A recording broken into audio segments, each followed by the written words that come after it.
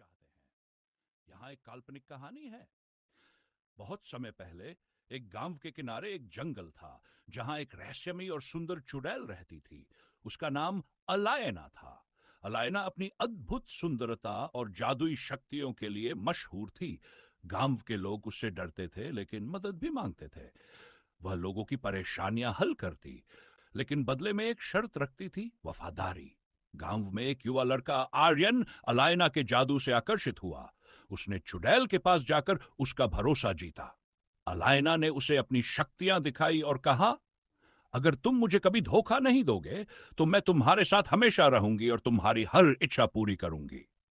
आर्यन ने वादा किया, लेकिन धीरे धीरे उसकी लालच बढ़ती गई।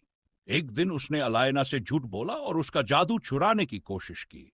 यह बात अलायना को पता चल गई। उसने कहा, तुमने मेरी वफादारी को ठुकराया, अब मेरी सच्चाई देखोगे। उसने अपने जादू से आर्यन को श्राप दे दिया। अब वह न तो इंसानों के बीच रह सकता था, न ही जंगल से बाहर जा सकता था।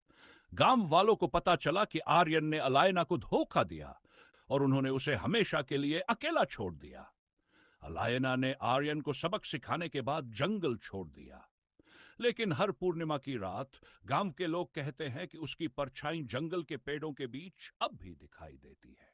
यह कहानी हमें यह सिखाती है कि वफादारी एक मूल्यवान गुण है और इसे तोड़ने का परिणाम गंभीर हो सकता है।